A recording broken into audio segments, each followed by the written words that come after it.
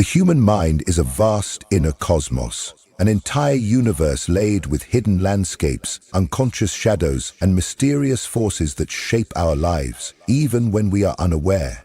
We spend much of our time searching outward, hoping someone else will tell us how to live, what to feel, or how to heal. But what if the answer has always been waiting inside us? Carl Jung, the great explorer of the unconscious, left us a timeless truth. You cannot truly heal unless you make yourself your own priority. But what does that really mean, and how can we begin to live it?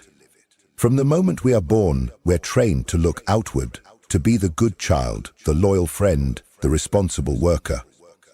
We're raised to meet expectations, to serve others, to fit in, and above all, not to be selfish.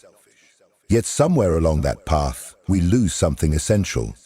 You cannot give what you do not possess. You cannot offer love if you do not love yourself. You cannot bring peace to others if there is chaos within. You cannot guide anyone else if you do not yet know who you are. Jung devoted his life to studying the human psyche and found that within each of us lies a hidden realm, ruled by archetypes, instincts, and forgotten emotions that shape our thoughts and choices.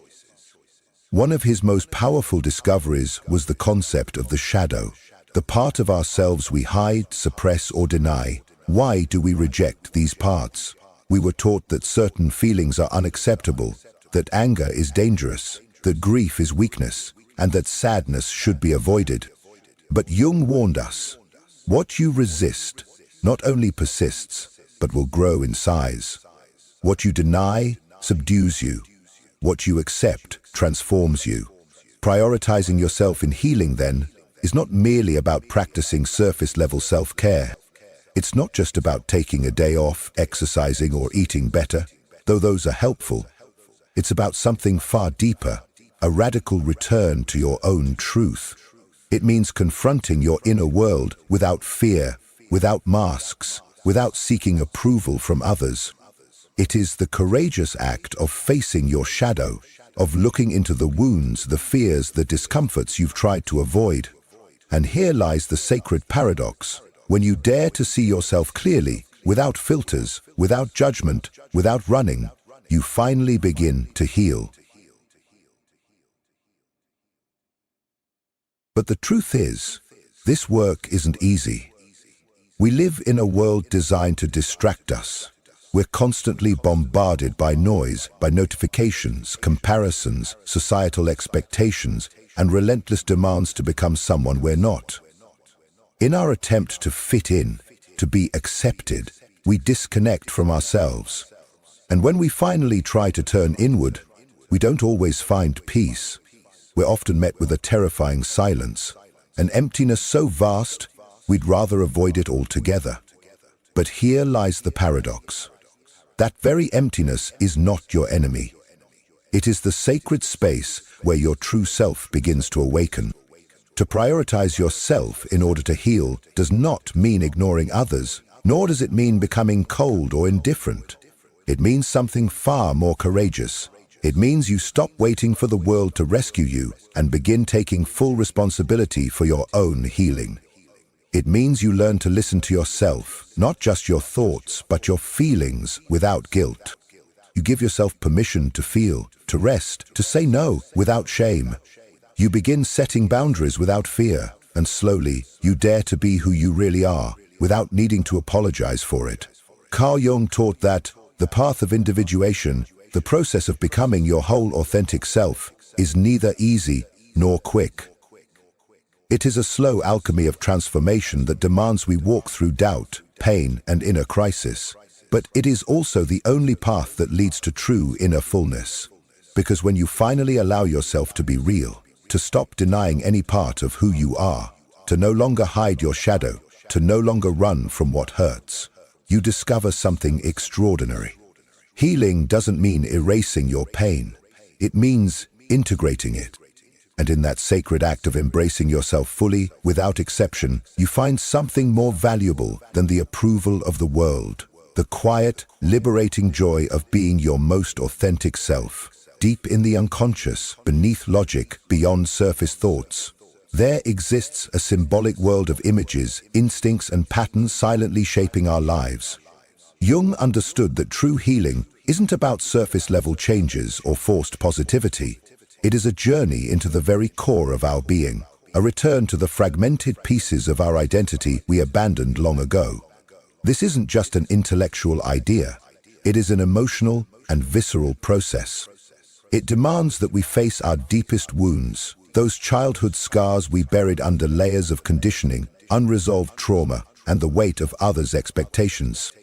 It asks us to confront the voices in our minds that whisper, "You're not enough. You don't deserve love. You'll never be free." But it is by bringing these voices into the light, by listening instead of resisting, that we begin to break their spell. That is when healing becomes real. And this is where Jung's profound concept of archetypes enters, the timeless architecture of the soul. Among his most influential contributions to psychology, archetypes are universal patterns embedded deep within the collective unconscious. They are not just ideas, but living forces, primordial images that have guided humanity since the dawn of time.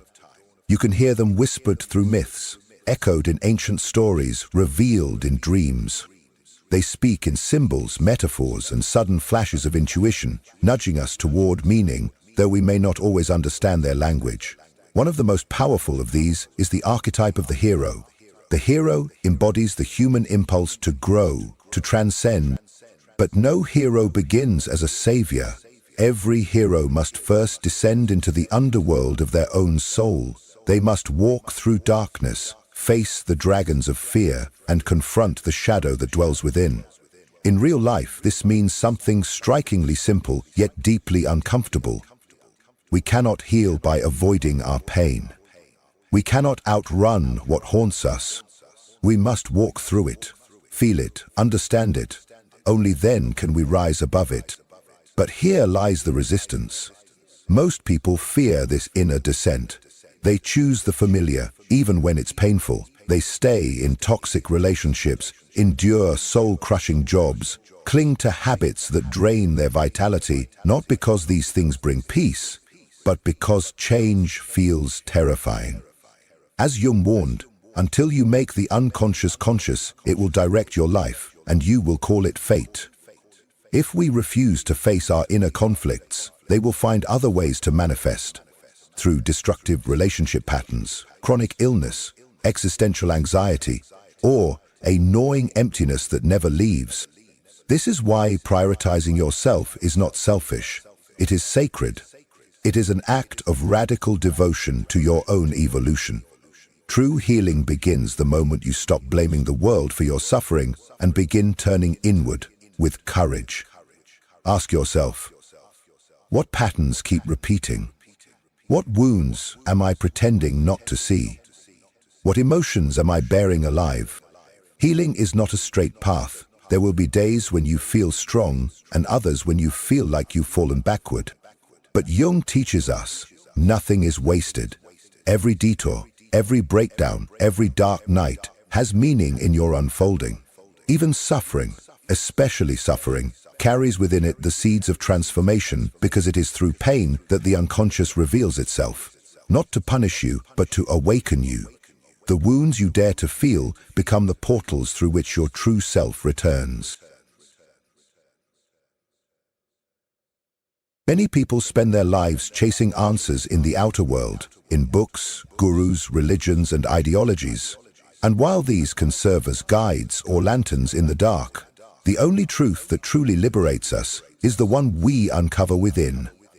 Carl Jung called this the process of individuation, the sacred journey of becoming the most authentic, whole, and undivided version of ourselves. But this journey demands that we strip away the masks, release the shame, and stop molding ourselves to fit the expectations of others. It calls for radical honesty, inner courage, and a willingness to live without apology. And this, of course, comes at a cost. Because the moment you begin to prioritize your inner truth over outer approval, you may find that some people no longer recognize you.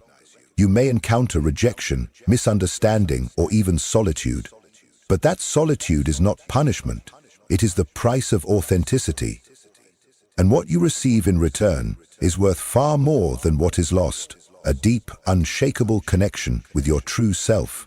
A life rooted in integrity and a freedom that cannot be taken by anyone.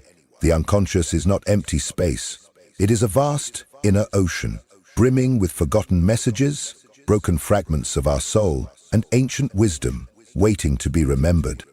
Jung gave us a map, but the path is our own, and it can only be walked when we choose to prioritize ourselves, turn inward, and face, with humility, the raw emotional landscape we carry. Our emotions are not random, they are echoes of the past. Some clear, some buried so deeply that we don't even realize they're still shaping us. Yet they affect everything: how we think, how we love, how we respond to the world. Jung understood that we are not merely rational beings.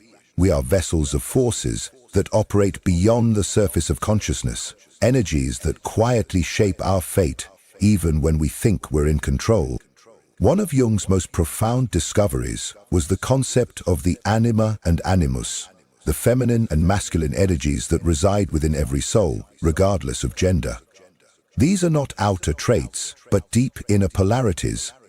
They influence how we relate to others, how we create, how we love, and how we experience wholeness. To heal emotionally, we must become aware of these inner forces, not suppress them, but integrate them. This integration begins when we make the conscious decision to stop searching outside ourselves for wholeness and instead turn toward the vast symbolic terrain within, where the forgotten parts of our being are waiting to be brought into the light. The anima, the feminine aspect within the unconscious of a man, reveals itself through his emotional life, his ability to feel, connect, and intuitively relate to the world around him. The animus, the masculine counterpart within the unconscious of a woman, shows itself through reason, structure, and decisive action. According to Jung, when these inner energies fall out of balance, we not only suffer inwardly, but we also begin to project that inner chaos onto the stage of our outer life. For instance, a man who has repressed his anima may find himself emotionally numb, unable to express vulnerability, trapped behind a fortress of logic that protects, but also isolates. Meanwhile, a woman overwhelmed by an unbalanced animus may live in mental overdrive, constantly thinking, overanalyzing, pushing through life without pause, disconnected from her inner knowing. Emotional healing, therefore, requires integration, a conscious union between action and reflection, between feeling and thought, between doing and being. But this integration is not a task we can complete overnight. Jung taught that our healing is shaped not only through direct effort, but through the symbols, stories, and myths that live within us. These myths are not just ancient tales passed down through generations. They are living psychological blueprints that shape the way we love, suffer, dream, and choose. Each of us is unconsciously living out a personal myth. Some play the role of the savior, believing they must rescue others, even at their own cost. Others are caught in the myth of the martyr, believing suffering is required to deserve love. Many remain trapped in the prisoner's narrative, convinced that external conditions are permanent walls enclosing their freedom. But here lies the turning point. When we become aware of the myth we're unconsciously acting out, we gain the power to rewrite it. We are no longer passive characters in a script written by pain. We become authors of our own story. Jung believed the unconscious is not just a reservoir of wounds, but also a wellspring of unrealized potential, a creative force waiting to be awakened. Yet, this power is often blocked by the beliefs we absorbed as children. I'm not good enough. Love always hurts. Life is just survival. These thoughts become invisible cages, shaping our behaviors and expectations without our conscious awareness. They grow into self-fulfilling prophecies that define us until we dare to question them, and that is the first step toward true emotional healing. Not to run from these inherited beliefs, but to name them, confront them, and choose, courageously, to release them. This brings us to a vital truth, the sacred power of introspection. We live in a world addicted to noise, where distraction has become the default setting of the modern psyche. There is always something pulling at our attention. Social media, endless work demands, the next episode, the next task, all cleverly crafted to keep us outwardly busy and inwardly disconnected. In this age of constant stimulation, being still is almost revolutionary, and yet true healing does not happen in motion.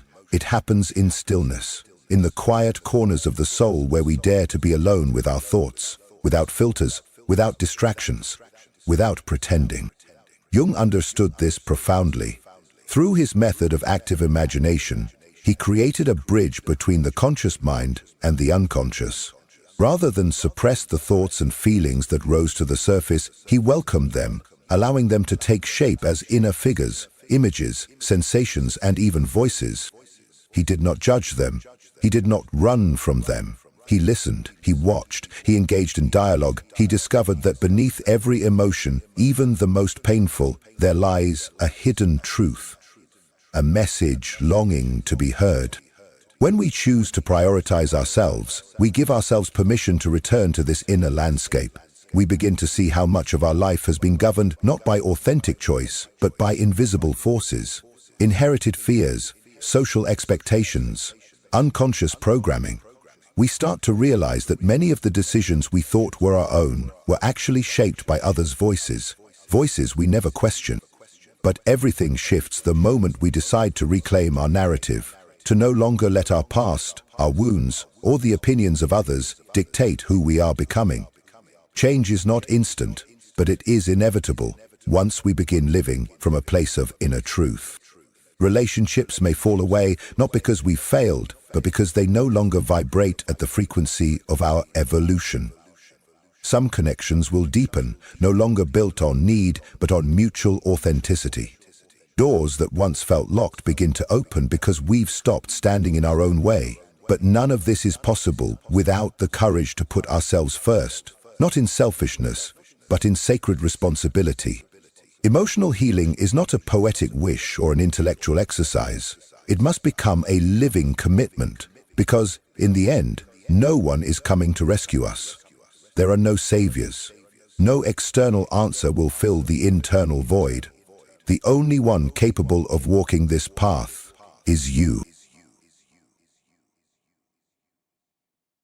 The idea of prioritizing yourself in order to heal emotionally may seem simple in theory, but in practice, it is one of the most courageous acts a person can take. It is not merely about surface-level self-care, like taking a break or indulging in fleeting pleasures. It is a radical commitment to personal truth, a vow to honor your deepest needs, even when those needs challenge everything you've been taught to suppress. Jung understood that emotional healing is not a straight path. It is a spiral journey, marked by countless inner deaths and rebirths, each one peeling back another layer of the self, guiding us toward the hidden chambers of the soul. Along this path, perhaps the greatest obstacle is fear. Fear of the unknown, fear of change, fear of what we will discover once we stop drowning ourselves in the noise of the outside world. We've been conditioned to fear our own shadow, as if the parts of ourselves we've hidden away are shameful monsters to be eliminated. But Jung made it clear, what we ignore within us does not vanish. Instead, it gains power. Left unseen, the shadow becomes an autonomous force, shaping our decisions, our reactions, and our relationships without our awareness. The shadow is not merely the dark aspect of who we are. It is the repository of everything we've repressed in order to fit in, be accepted, or avoid pain. It holds our unspoken rage, our unacknowledged desires, our buried talents, and the passions we never dared to express. In this space we find the parts of ourselves that were silenced long ago, parts that ache to be seen, not condemned. True healing begins not by banishing these fragments, but by engaging with them, by listening, understanding, and making room for them in the house of the psyche. This is where Jung's concept of the self comes into play. The self is not the ego, not the polished identity we present to the world, nor the collection of roles we perform each day. It is something far deeper, the totality of our psychic being. the sacred meeting point of conscious and unconscious, where all that we are, have been, and could become finds unity. It is the state in which we are no longer split into masks, roles, and contradictions, but whole. To reach this state, we must undergo what Jung called the confrontation with the shadow. This is not an easy stage. It forces us to face uncomfortable truths, to sit with the fears we would rather escape, to witness the insecurities we've long buried. But paradoxically, this confrontation also reveals something extraordinary: our true power. Because within the very wounds we tried to hide lie the gifts we were born to embody, and only when we dare to embrace our fullness, light and shadow alike, can we begin to live from a place of authentic inner freedom.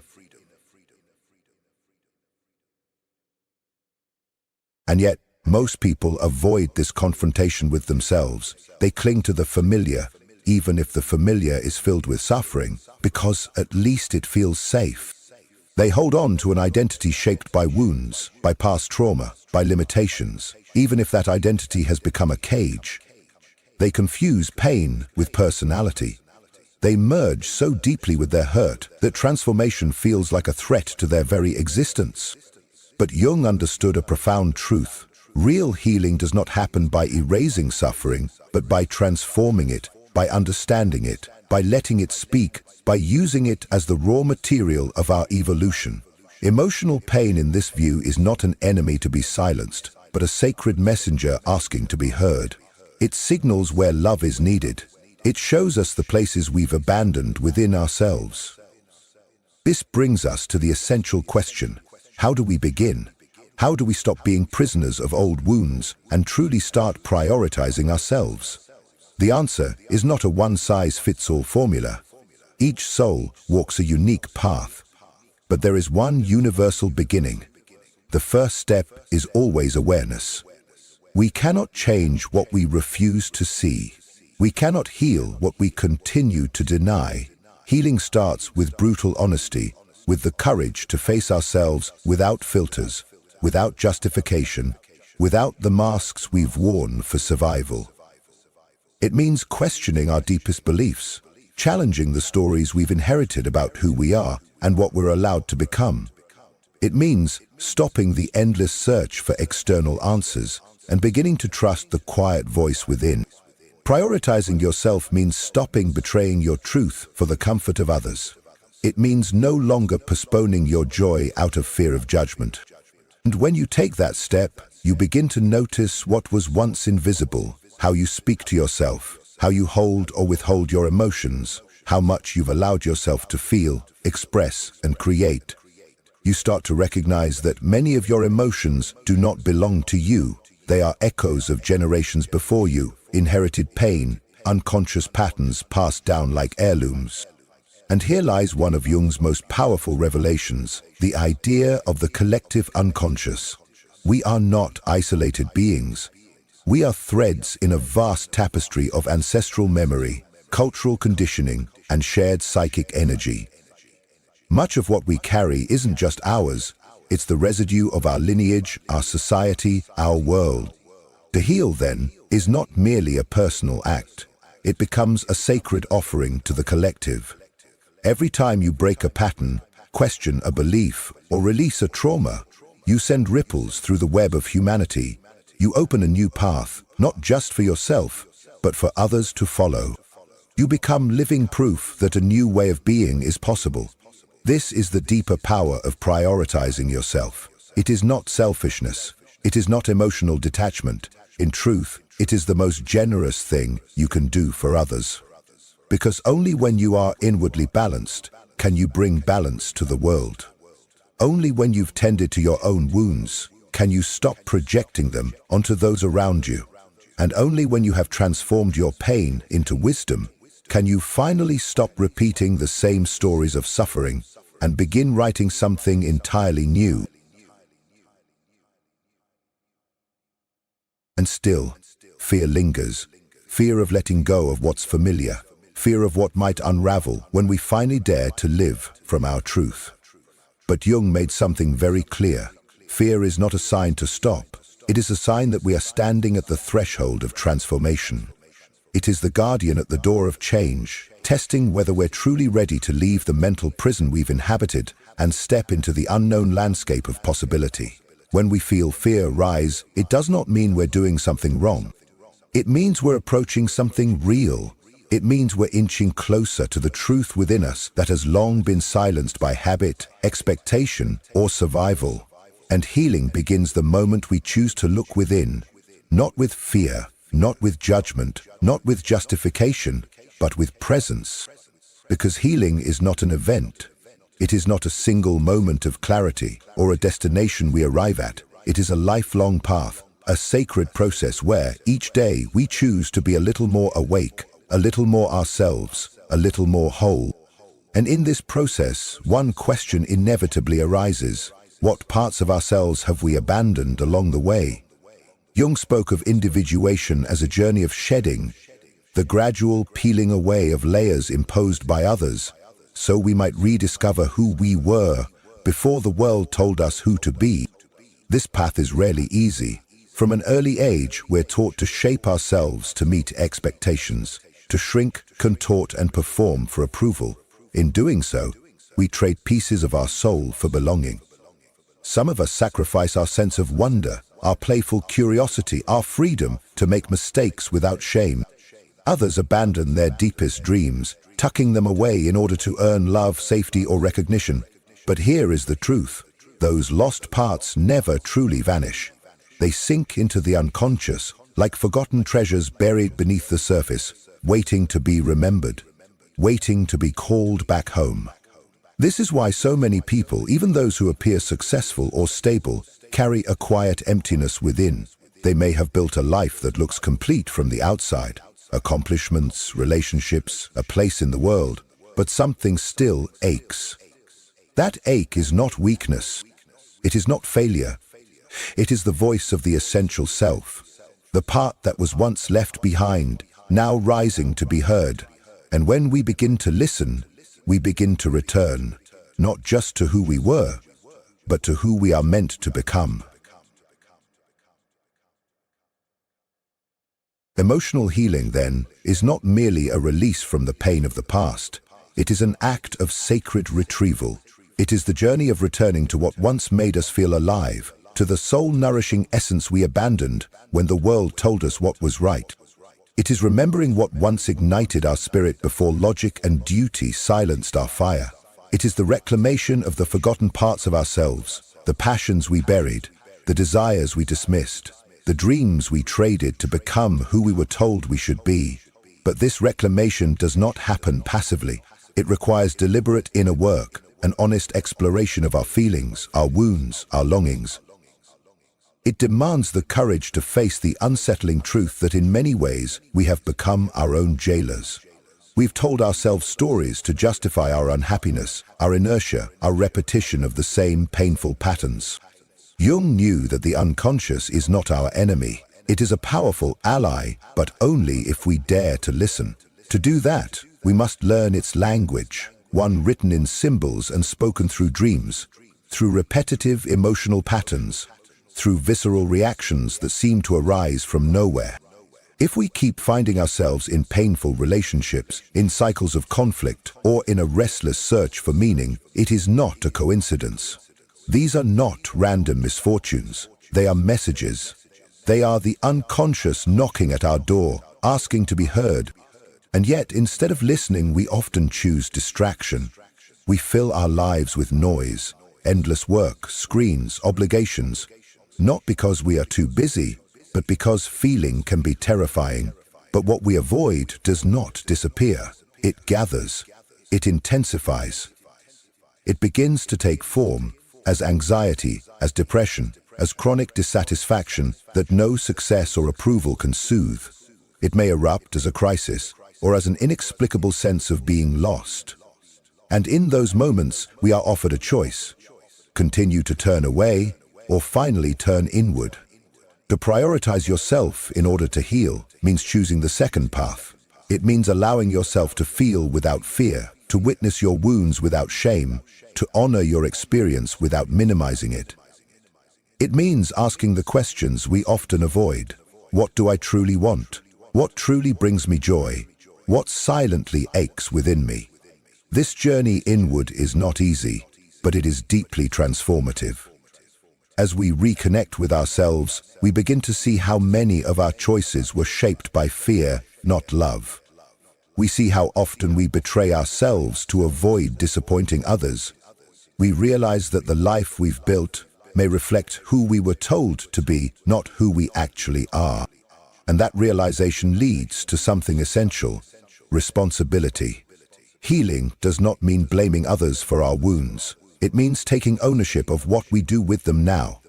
We cannot change the past, but we can choose how it will shape us. We can carry pain like a chain, or we can turn it into fuel. We can use it to remain wounded or to grow wings. Jung often spoke of inner alchemy, the mystical process of transforming suffering into self, knowledge, darkness into wisdom, wounds into light. True healing does not erase pain, it gives it new meaning. It asks, not why did this happen to me, but what am I meant to learn from this? And when we ask that, everything shifts. We stop seeing ourselves as victims of life and begin to see ourselves as the authors of it. We discover that we are not defined by our pain, but by how we rise from it. And in that moment, we reclaim our power. But this isn't a one-time epiphany. It is a daily devotion, a conscious path of self-awareness, truth, and inner alignment. There will be days we doubt, days we want to return to what's familiar, days when fear whispers that safety lies in staying small. But every time we choose to honor ourselves, to act from authenticity rather than habit, we grow closer to our true self. That is the essence of healing, not a finish line, but a lifelong pilgrimage, a process of recovering the parts of ourselves we once abandoned, of integrating what once felt broken, moving forward, not from lack, but from wholeness. And with every step, we come to see that prioritizing ourselves is not selfish, it is a sacred responsibility. We live in a culture that rewards overgiving, overworking, and overpleasing. That measures our worth by how much we sacrifice. But this conditioning fractures us. Jung reminded us that transformation begins with inner truth, with the courage to stop seeking permission and to fully claim our well-being. Healing is not linear. Some days are breakthroughs, others feel like regressions. But what matters is not perfection, it is persistence. Every decision to choose yourself, no matter how small, is an act of radical self-love. Every time you say no to what drains you and yes to what nourishes you, you affirm your right to live authentically, to live freely, to live fully. Along this path, you will learn to set boundaries without guilt. You will learn to say no without explanation. You will walk away from what wounds you, not from cruelty, but from clarity. You will learn to trust your inner voice, to stop outsourcing your truth, and to remember that everything you seek is already within. Emotional healing is not a phase, it is a way of life. The commitment to becoming who you truly are. And the most beautiful part is this: when you heal yourself, you heal the world around you. You become a living example of what it means to love from fullness, to speak from truth, to move from consciousness. And in doing so, you give others silent permission to do the same, because in the end, the greatest revolution is the one that happens within. The decision to prioritize yourself, to listen deeply, to create space for healing, is the first step toward a life of freedom, truth, and soulfulness. And that is the true essence of this journey into the unconscious, not just to understand it, but to transform it into a wellspring of power, wisdom, and light. If something within this message stirred you, if even a single word mirrored your inner experience, I invite you to let your voice be heard in the comments. Have you encountered that soul whose presence feels like home, or are you still walking the sacred path back to yourself? Your story, however unfinished, may become the lantern in someone else's darkness, the very sign they didn't know they were searching for. And if someone close to you is silently struggling with the illusion that love must hurt, that self-abandonment is the price of connection, or that they are unworthy of peace, share this video with them. Help me reach the ones who need to remember. Real love does not demand that we shrink. True connection does not ask for sacrifice of the soul. And the most vital union we will ever form is the one with our own inner truth. Before you go, I invite you to subscribe and activate the notification bell. Here, in this space, we journey beneath the surface of things, exploring the hidden architecture of the psyche, the whispers of the unconscious, and how every relationship is but a mirror reflecting our personal evolution. If there's a theme, a question, or a wound you would like us to explore in future videos, leave it below. This space breathes because of you. Your voice is not only welcome here, it is essential. Thank you for showing up, not just to this video, but to your inner work, to the sacred labor of remembering who you truly are. And always remember this: when the right person appears, your soul will know, not through fear, but through peace. But until that moment, let your most intimate relationship be the one you cultivate within. That is the foundation, that is the home. And from that wholeness, all things real are born. Until next time, I'll see you on the path.